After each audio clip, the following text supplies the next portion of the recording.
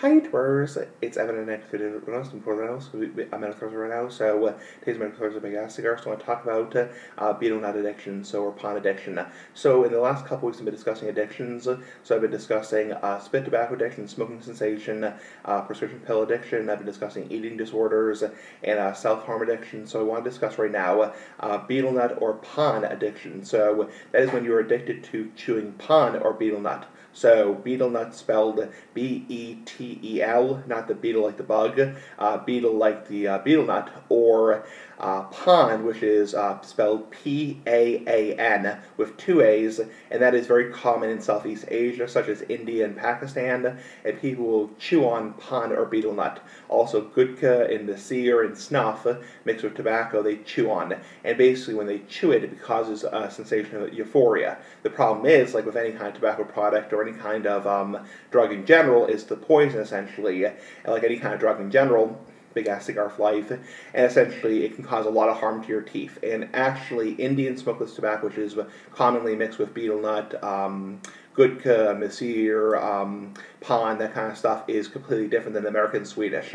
In reality, American Swedish smokeless tobacco is not that toxic. I mean, it's not good for you. I mean, it's not good for you. I mean, no tobacco product is good for you. But compared to the danger level of American Swedish smokeless tobacco, compared to Indian smokeless tobacco or Pakistani smokeless tobacco, it is completely different.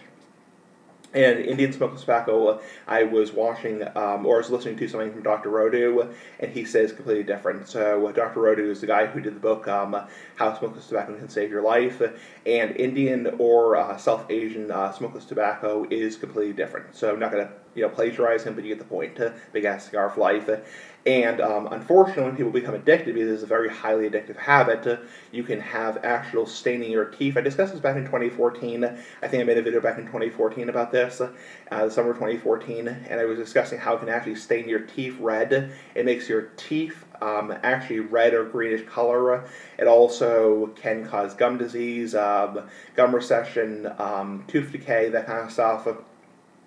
And the most notable effect is it can actually cause oral cancer. So it's actually the leading cause of cancer in India. So Southeast Asia in general has a much higher rate of head and neck cancer compared to the United States, where it's a relatively rare disease. I'm not a doctor, not giving medical advice, but the United States, head and neck cancer is about 2, 3, 4, 5% of all cancers.